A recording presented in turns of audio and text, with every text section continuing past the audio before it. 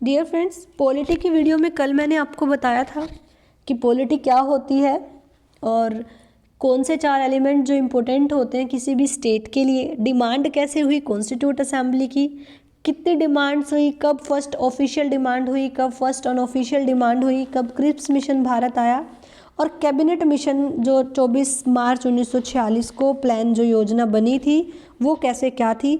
आज की वीडियो में हम करेंगे फ्रेंड्स, ये जो मिशन आया था इसका एम क्या था, इस मिशन का एम क्या था। तो चलिए शुरू कर लेते हैं। फ्रेंड्स, इस मिशन के 2 एम थे। एक तो था conduct election for constitute assembly, conduct election for constitute assembly, यानी कि जो संविधान सभा होगी उसका निर्वाचन कैसे होगा, उसके इलेक्शन कैसे होंगे। एक एम तो था इस चीज़ को निर्धारित करना। दूसरा था फ्रेंड्स एंटरिम गवर्नमेंट जो होती है, यानी कि परमानेंट गवर्नमेंट से आने पहले वाली सरकार जो होती है उसके बारे में निर्धारित करना। ठीक है, तो इस कैबिनेट मिशन के ये 2 एम थे। चलिए अब हम देखते हैं इन्होंने इन एम को कैसे पूरा किया। तो सबसे पहले हम इस पार्ट को करते हुए चलेंगे। सबसे पहले हुए फ्रेंड्स इलेक्शन हुए कि इलेक्शन होंगे, election of constitutional assembly, constitutional assembly. साथ साथ नोट करते चलोगे, नोट्स बनाते चलोगे तो बड़ा अच्छा रहेगा। संविधान सभा का चुनाव कैसे होगा, निर्वाचन कैसे होगा, ये डिसाइड किया गया। तो चलिए कैसे डिसाइड किया गया देखते हैं। फ्रेंड्स, उस समय में जब संविधान सभा की मांग हुई थी तो हमारा जो भारत था, भारत ये 3 भागों में बटा हुआ था फ्रेंड्स। एक तो कमिश्नरीज होती थी फ्रेंड्स, और एक होते थे हमारी प्रिंसली स्टेजेस, और होते थे फ्रेंड्स हमारा ब्रिटिश भारत, यानी ब्रिटिश जो गवर्नमेंट थी। देखिए, एक तो होता था ब्रिटिश भारत, इस साइड होते थे कमिश्नरीज, और वो कुछ होती थी प्रिंसली स्टेजेस, यानी कि जहाँ पर राजा रजवाड़े राज करते थे। और एक होता था फ्रेंड्स कमिश्नरी स्टेजेस कौन सी होगी, जहाँ पर जो सेना होगी ब्रिटिश की, जो सैनिक होंगे वो उनका राज चलता था फ्रेंड्स। और एक तरफ क्या था, ब्रिटिश गवर्नमेंट का खुद का वो था।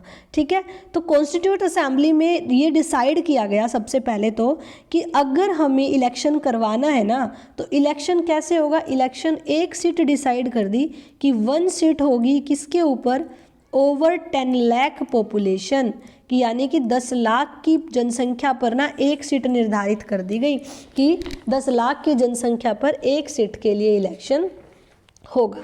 सबसे पहले तो ये निर्धारित किया गया फ्रेंड्स। चलिए आगे देखते हैं। फिर क्या हुआ, देखिए उस समय पर जब ब्रिटिश भारत था, प्रिंसली स्टेजेस थी, कमिश्नरी स्टेजेस थी, टोटल जो सीटें थी वो कितनी थी फ्रेंड्स, 389 थी। अब 389 सीटों पर इलेक्शन होना था, जिसमें से 292 सीटें ब्रिटिश भारत की और 93 सीटें थी फ्रेंड्स प्रिंसली स्टेजेस की, राजा रजवाड़ों की, और 4 स्टेजेस ब्रिटिश के पास ही थी ये कमिश्नरी, क्योंकि मैंने आपको बताया कि कमिश्नरी में क्या होते हैं, इन्हीं के जो एक तरीके से सैनिक होते हैं वो होते हैं, जो मिलिट्री वगैरह होती है ब्रिटिश गवर्नमेंट की। ठीक है, उनका राज होता है। तो 4 किसके पास थी, कमिश्नरी स्टेजेस। ठीक है फ्रेंड्स, चलिए एक बार देख लेते हैं 4 कमिश्नरी स्टेजेस कौन कौन सी थी। आप इनको ऐसे याद कर सकते हो, A, B, C और D। ए से फ्रेंड्स अजमेर, अजमेर में कमिश्नरी स्टेजेस थी। बी से फ्रेंड्स बलूचिस्तान, बलूचिस्तान में कमिश्नरी स्टेजेस थी। फिर सी से कुर्ग, और डी से फ्रेंड्स दिल्ली, दिल्ली में आज भी यही है। ठीक है, the election of constitute assembly was conducted only for 296। ये जो 296 सीटें थी इन्हीं पर सिर्फ इलेक्शन होना था। ठीक है, क्योंकि 93 सीटें तो किसकी होगी, राजा रजवाड़ों की होगी। इलेक्शन किस पे होना था, इन 296 सीटों पे होना था। तो 296 सीटों के लिए फ्रेंड्स चुनाव हुआ, और जिन 296 सीटों के लिए चुनाव हुआ उसमें से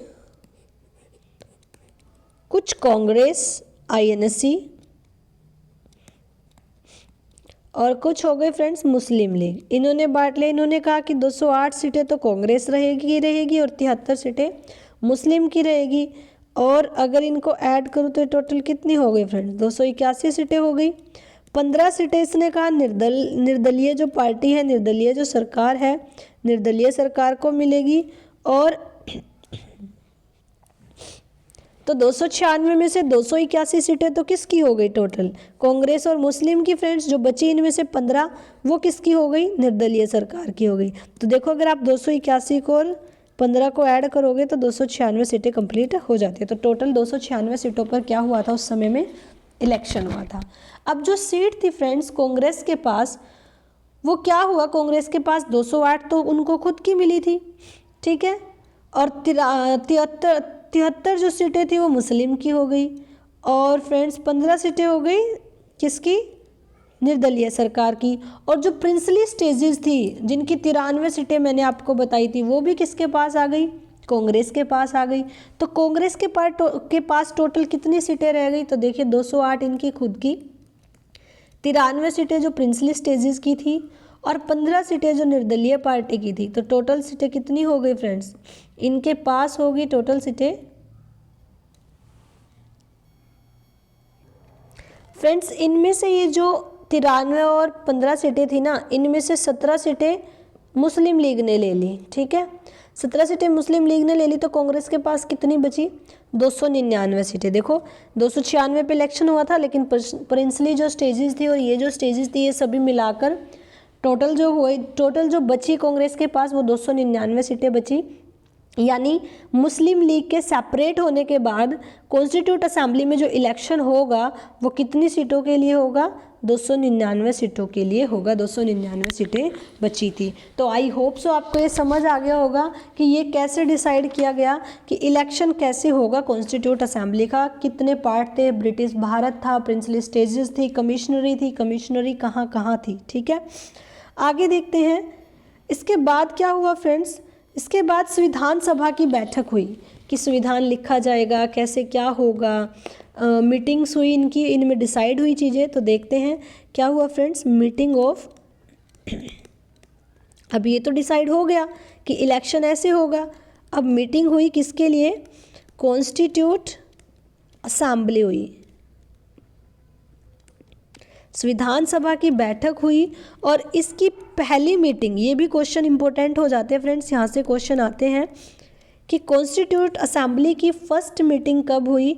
तो फ्रेंड्स 9 दिसंबर 1946 को दिल्ली में, दिल्ली का जो सेंट्रल हॉल है, दिल्ली के सेंट्रल हॉल में 11 AM पर, ठीक है, 11 AM पर पहली मीटिंग हुई।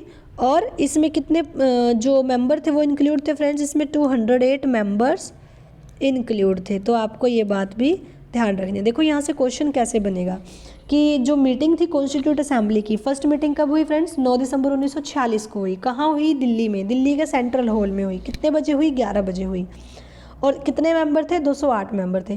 फ्रेंड्स ये कैसी मीटिंग थी, ये अस्थायी मीटिंग थी, ये परमानेंट नहीं थी, ये कुछ टाइम के लिए अस्थायी मीटिंग हुई थी।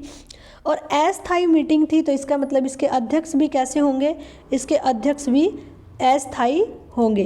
तो जो फर्स्ट मीटिंग थी इसके अस्थायी अध्यक्ष कौन थे फ्रेंड्स, इसके अस्थायी अध्यक्ष कौन थे, इन पॉइंट्स को नोट करते चलना।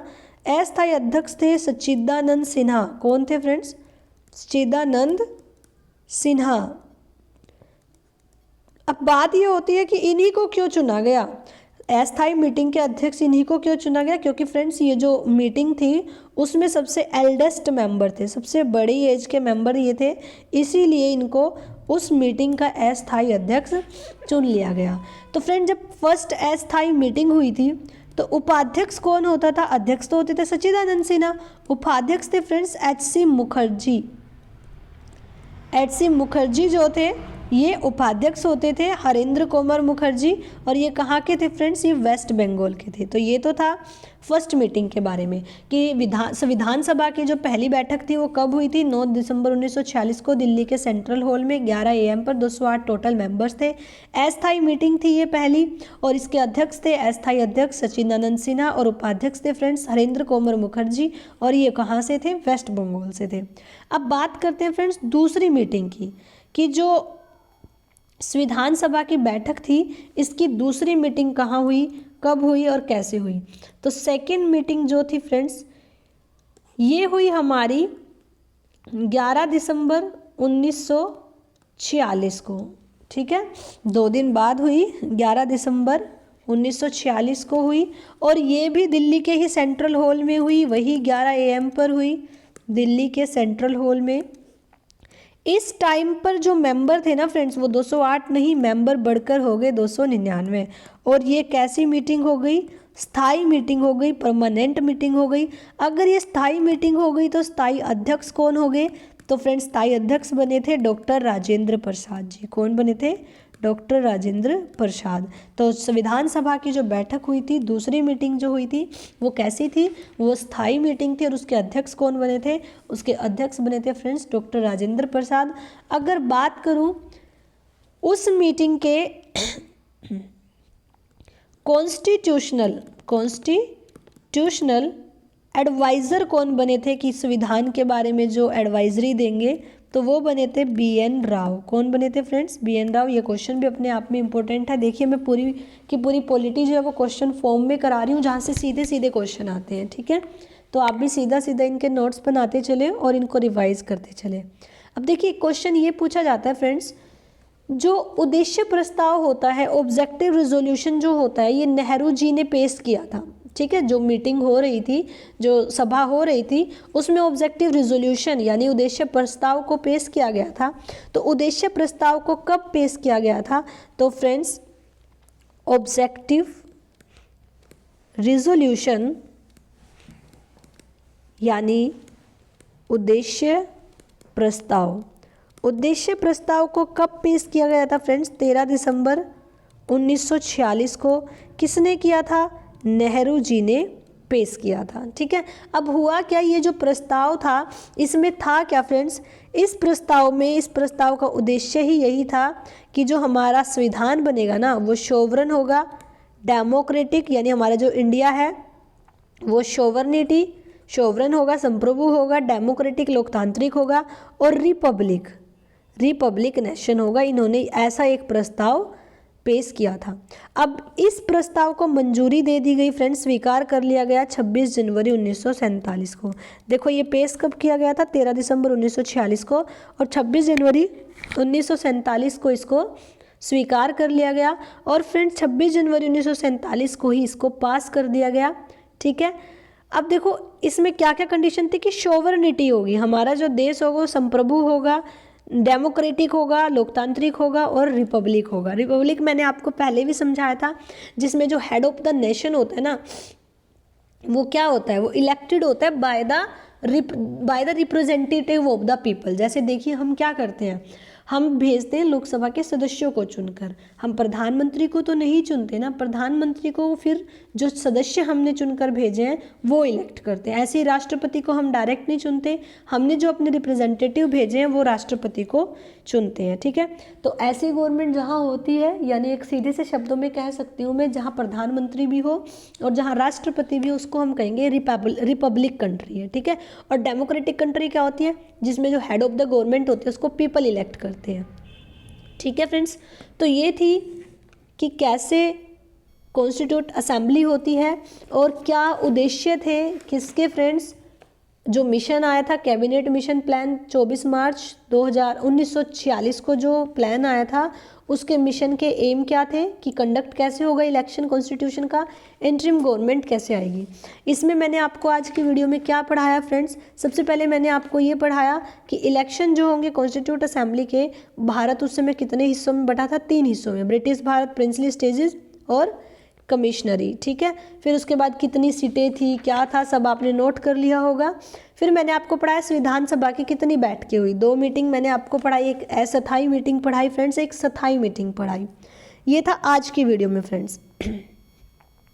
नेक्स्ट वीडियो जो कि मैं कल लेके आऊँगी उसमें मैं आपको कराऊंगी कि वर्किंग किस चीज़ की, Indian constitution on Indian constitution,